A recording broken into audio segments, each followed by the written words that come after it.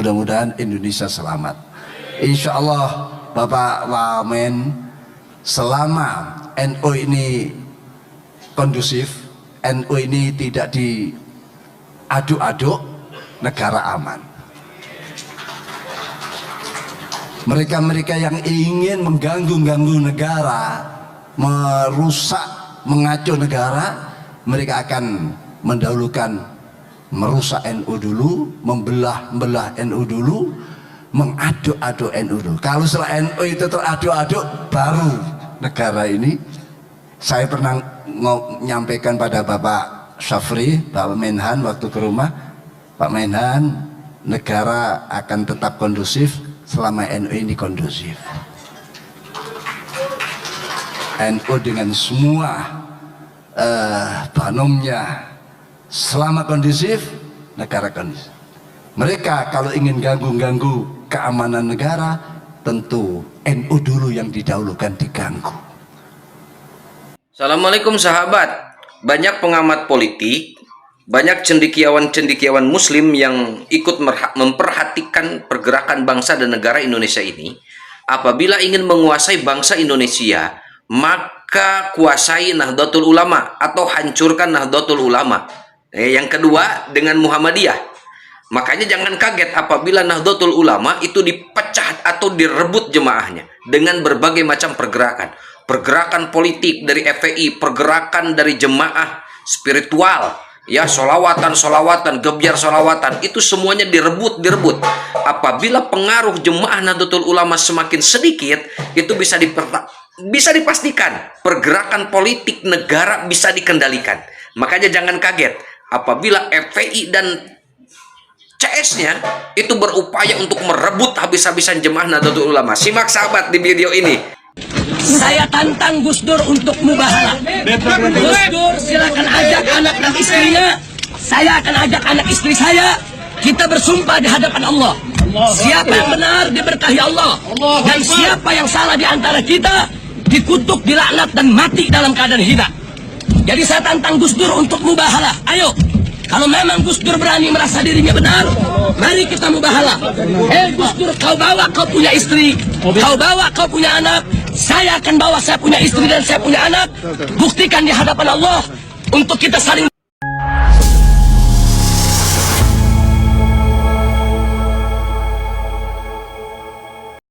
Assalamualaikum warahmatullahi wabarakatuh. Allahumma sholli ala sayyidina Muhammad wa ala ali sayyidina Muhammad. Sahabat, di Indonesia ini dari awal 2000-an, tahun 2000-an itu terjadi gonjang-ganjing, terjadi perpecahan, terjadi pergerakan politik yang panas.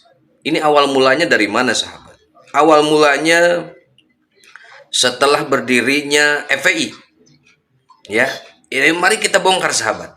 Kenapa ini perlu dibongkar? Saya sebagai mantan muhibin, nah buktinya tuh, ada pecinya tuh, banyak lah. Di video-video sebelumnya saya bisa dibuka. Dan ini pernyataan saya ini boleh dibantah silahkan. Ini sahabat. Kenapa Guru Gembul salah satunya dan termasuk dalam channel-channel yang lain sering membongkar awal mula perpecahan dan terjadi gesekan antara sesama umat Islam di Indonesia. Ini awal mulanya karena adanya FPI. Oke, kita ngebahas tentang Nahdlatul Ulama aja nih. NU. Rizik Syihab itu mendirikan FPI. Ya, berawal dari Pam Swakarsa. Jemaahnya, pengikutnya, muhibinnya FPI, ya, itu dari Nahdlatul Ulama. Di seluruh pelosok negeri, cabang-cabang dari seluruh FPI itu semuanya pengikutnya dari Nahdlatul Ulama. Ya, sampai dengan detik ini kurang lebih 25 tahun akhirnya menjadi gelombang yang sangat besar karena ada pembiaran ya dari pengurus besar Nahdlatul Ulama. Puncaknya setelah dibubarkan di saat kepemimpinan Presiden Joko Widodo. Nah, mulai itu ada pergerakan, ya, semakin memuncak di saat Kiai Imaduddin, ulama dari Banten, membuka tabir rahasia, ya ternyata mereka selama ini mengklaim sebagai durian Nabi terbantahkan, tertolak mungkote jiddan selamanya. Karena sesuai ilmiah, ya, sesuai dengan catatan kitab-kitab sejarah, kitab-kitab nasab, tidak ditemukan, ya, secara valid, secara konkret, ya, dari leluhur mereka memang benar-benar tersambung. Ternyata tidak tersambung. Ya, kembali lagi sahabat, tentang gesekan yang ada di negeri ini, ya. Jemaah Nahdlatul Ulama selama ini diambil, ya, dari berbagai macam pergerakan, dari pergerakan amar ma'ruf nahi munkar yang dipakai oleh FPI. Akhirnya jemaah Nahdlatul Ulama yang secara kultural berbondong-bondong, ya, masuk kepada FPI. Kenapa mereka berbondong-bondong? Karena dari secara amaliyah yang dilakukan oleh FPI memang sama betul dengan apa yang dilakukan oleh Nahdlatul Ulama. Mereka suka sholawatan, mereka suka jarah kubur, mereka suka tawasul, ya, mereka suka manakiban, mereka juga suka rajaban, muludan, dan lain-lain. Itu sama persis. Tapi NU kultural itu tidak sadar, tidak sempurna menjadi Nahdlatul Ulama apabila fikroh dan harokahnya tidak sesuai dengan Nahdlatul Ulama. Dan ternyata, ya, yang telah masuk sekian lama terdokrinlah. Jadi mereka tidak sadar, tetap dalam hal amaliyah dimanapun mereka mengakui NU amaliyah apa? Kamu amaliyahnya apa? Di masjid amaliyahnya pasti mengatakan itu NU, bukan amaliyah FPI. Berarti secara tidak langsung mereka mengakui bahwa mereka itu amaliyahnya memang Nahdlatul Ulama. Tapi dalam hal fikroh, dalam hal pemikiran, harokah, pergerakan, yang mereka tidak Nahdlatul Ulama. Karena Nahdlatul Ulama itu pasti harus tasamuh, tawasud, tawazun, ya, tidak condong kanan, tidak condong kiri, harus bijak. Memang sulit untuk bijak kalau literasinya kurang. Kembali lagi sahabat, jadi akar permasalahannya yang perlu digarisbawahi, PBNU, pengurus besar Nahdlatul Ulama di pusat, memang harus mengeluarkan instruksi. Memang ada semacam pergerakan untuk perebutan, ya, jamaah Nahdlatul Ulama lewat pergerakan fikroh dan harokah, ya. Fikroh dan harokahnya FPI, ya, apalagi setelah dibekukan dan dibubarkan pergerakan ormasnya menjadi ormas yang terlarang, mirip seperti PKI, mirip seperti HTI, itu sudah dibongkar, itu sudah dibubarkan. Jadi memang instruksikan saja surat edaran secara resmi, dipublikasikan secara menyeluruh di seluruh negeri ini.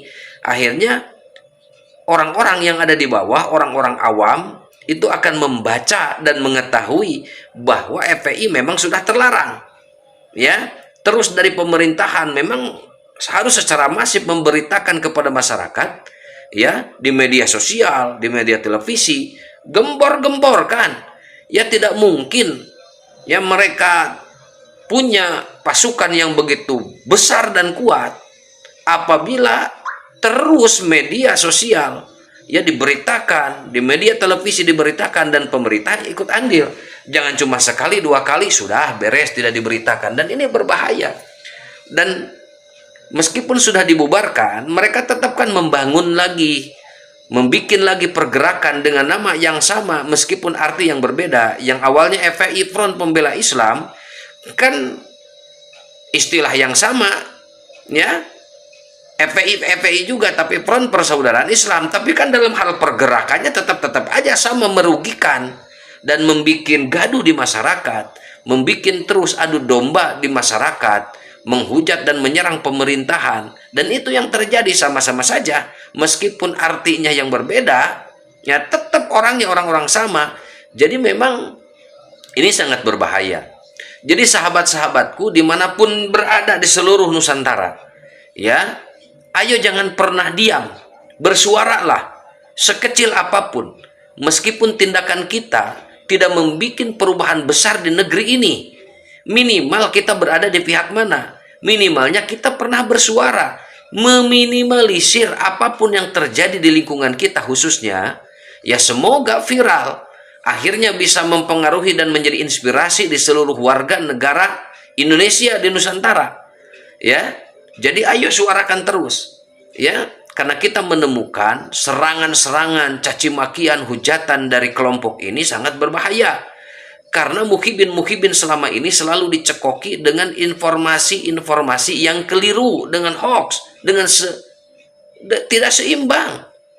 Ya, akhirnya karena sudah di branding menjadi duriah Nabi, apapun yang dibicarakan, apapun yang disampaikan, ya dianggap benar. Dan ini bahaya. Jadi pemerintah pun harus turun tangan, Bapak Prabowo, ya, melalui Pak Muhaimin Iskandar sudah memberikan bocoran. Pak Prabowo pun sudah mulai tidak percaya dengan Habib, ya, sebagai durian Nabi. Apalagi data dan fakta kenyataan realita ditemukan merubah sejarah Indonesia, merubah sejarah NU, membuat kuburan-kuburan palsu sampai 3.000 di seluruh Indonesia telah ditemukan tuh, ya, 2 tahun yang lalu itu sudah ditemukan. Apalagi sekarang. Tapi alhamdulillah dengan pembentukannya organisasi, meskipun baru nih seumur jagung, PWILS memberikan gebrakan yang sangat luar biasa, bela negara, bela bangsa, meratakan seluruh kuburan-kuburan palsu yang disinyalir itu memang fiktif, memang tidak ada jasadnya. Meskipun di beberapa tempat itu belum dibereskan, ya, seperti di sekitar kuburannya Wali Songo, ya, sudah mulai muncul tuh, bahkan banyak sekali seperti di Sunan Bonang atau Sunan siapa tuh di Jawa. Masih banyak bertebaran di sekelilingnya tuh. Habib sampai katanya 60 lebih. Masih ada pembiaran. Dan ini memang perlu konsolidasi dengan pengurus yayasan, dengan pengurus duriahnya Wali Songo. Ya, apakah memang betul? Ya, atau memang fiktif? Kalau memang fiktif itu, ya ratakan saja, karena itu sudah menjadi bahan yang sangat berbahaya di kemudian hari, karena bisa merubah sejarah yang ada di wilayah tersebut. Jadi sahabat, perpecahan selama ini, kegaduhan selama ini di Indonesia, saya simpulkan, awal mulanya terjadi gesekan sesama umat Islam khususnya, apalagi umat non-muslim pada umumnya, terjadi kegaduhan, terjadi gesekan yang begitu tajam setelah kemunculannya FPI. Jadi ayolah pada bersuara semuanya, ya. Jadi apapun bentuk gerakannya, apapun nama baru, istilah baru, organisasi baru, kalau itu saja orangnya yang menggerakkan dan yang mengendalikan, tolak. Negara pun jangan mengizinkan. Kesbangpol termasuk Kemenhumkam, tolak saja, ya. Ini sangat berbahaya. Karena ini mumpung ini pemerintahan yang sangat luar biasa dari mulai Bapak Jokowi, ya, sekarang Bapak Prabowo, ini sangat luar biasa, sangat harus hati-hati sebelum mereka menancapkan pengaruhnya di berbagai lini, di pemerintahan, di bidang konstitusi, apapun. Kalau mereka sudah menguasai di parlemen, ya, sampai menguasai orang-orang untuk menguasai, ya, untuk urusan konstitusi, wah ini susah. Contohnya itu di mana tuh? Oh, di Kalimantan atau di Sulawesi kayaknya, ya. Ada nama bandara yang dipakai Sis Al Jupri, kan sampai seperti itunya. Kalau dianggap sebagai pahlawan, iyalah boleh, nggak jadi masalah. Itu kan kebijakan dari pemimpin setempat, ya. Tapi dalam hal sejarah, kewilayahan, bangsa dan negara, nama wilayah itu dipakai itu jauh lebih relevan dan itu jauh lebih luar biasa. Apa yang terjadi apabila mereka sudah menguasai bangsa dan negara ini di berbagai lini, dan ini sangat berbahaya. Bakal semakin banyak lagi korban, bakal semakin susah dan berat lagi perjuangan untuk melawan dan mengendalikan mereka apabila mereka sudah menguasai di berbagai lini di pemerintahan ini. Makanya ayo warga, Siapapun, dimanapun, bersuaralah. Sekecil apapun tindakan dan pergerakan kita. Ya, minimal keluarga kita sendiri terbebas dari jeratan doktrin mereka. Karena di fakta, ya, realita yang terjadi di lapangan luar biasa, sungguh meresahkan, sungguh membahayakan. Ya, datang ke sana kemari dengan dalih silaturahmi, ternyata cuma minta duit. Ya, membawa ini, membawa itu, menjual sesuatu dengan harga yang tidak normal. Apa yang terjadi? Merugikan kepada masyarakat. Ya, kita doakan pemerintahan ini, ya, di saat Bapak Presiden Prabowo Subianto memimpin, sehat terus menjaga bangsa dan negara ini, ya. Dan alhamdulillah informasinya Pak Prabowo pun sudah mulai tidak percaya dengan Habib, ya, karena ya di sekeliling Pak Prabowo bukan orang-orang yang ecek-ecek, bukan orang-orang biasa, pasti memberikan ya fakta realita yang terjadi di lapangan. Ya, dukung sahabat channel ini, semoga bermanfaat, semoga menjadi pencerahan. Terus kita jangan tinggal diam, ya, jangan tinggal diam. Apabila kita diam, ingat kata pepatah, kejahatan itu akan mengalahkan kebaikan. Ya, kejahatan yang terorganisir akan mengalahkan kebaikan. Jadi mereka kan sudah sistematik dan masif. Makanya kita jangan pernah tinggal diam. Terus bersuara, ya, gelorakan, suarakan, sebarluaskan, biar semakin banyak masyarakat yang terselamatkan. Sekian sahabat, wallahul muwaffiq ila aqwamit thoriq, hadanallahu wa iyyakum ajmain. Wassalamualaikum warahmatullahi wabarakatuh.